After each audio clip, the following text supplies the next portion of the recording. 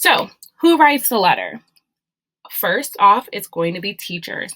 So let me break it down. So usually you'll need around 1 to 2 letters from teachers and 1 from a school counselor. Also, anyone in the community can write a letter.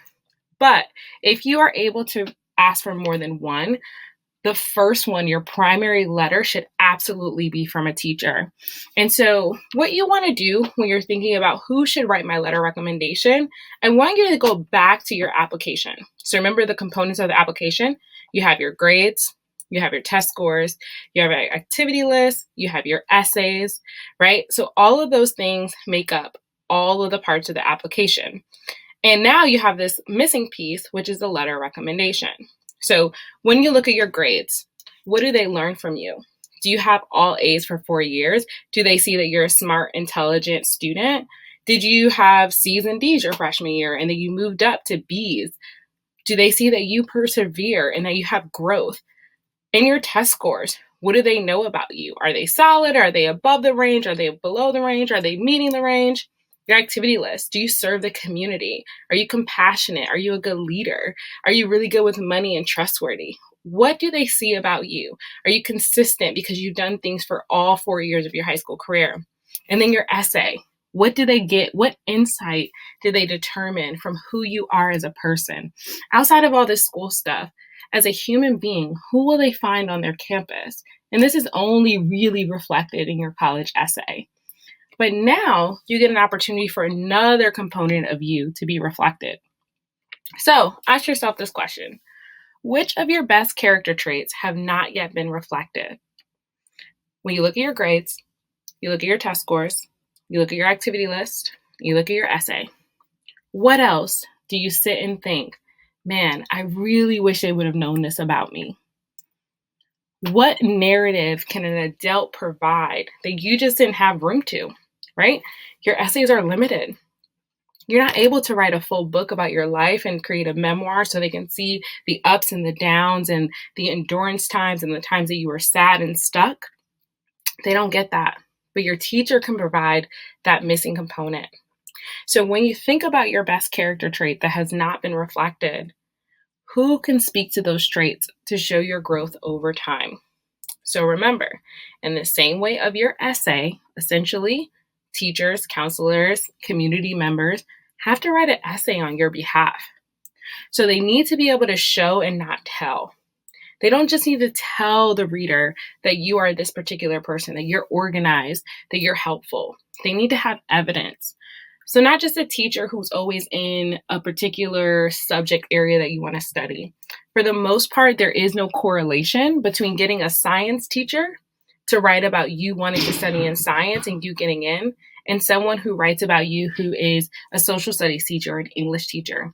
They're really reading for quality. Who are you as a person, and what can they learn about you from an adult perspective?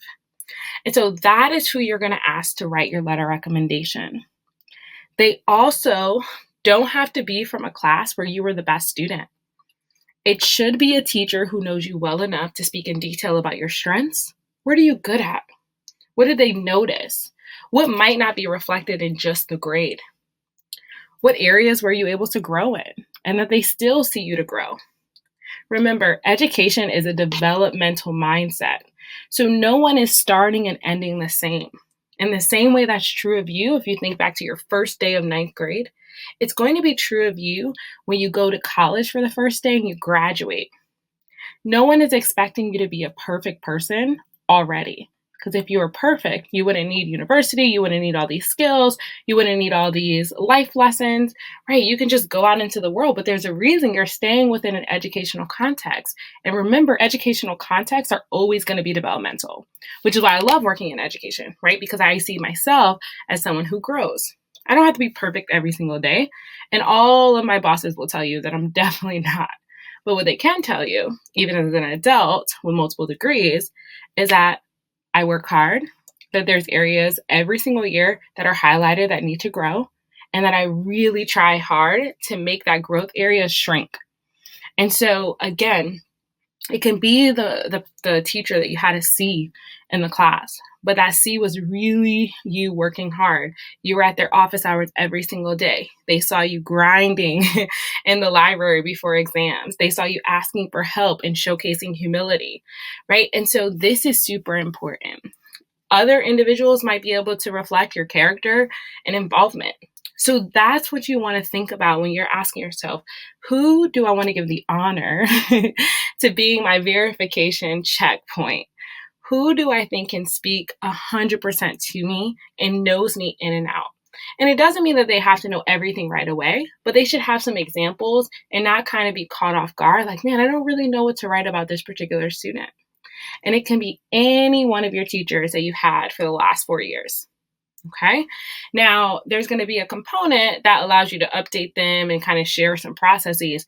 But again, you want to find someone who can 100% show you and the character trait that you want to reflect and also speak to your growth over time. Now, who writes the letter? The next person is going to be counselors. So that's where I come in, right? So when I write a letter for students, I'm speaking to their values because I know them. I'm speaking to their dreams, their aspiration, their goals, all the things that makes their heart beat. I'm speaking to the extracurricular activities that they've been involved in and any other information that might stand out for them to kind of shine during the application process. And a lot of times I ask for students' activities list or I ask for their resume, just so that way I can make a really comprehensive letter that allows them to really reflect who they are as a student.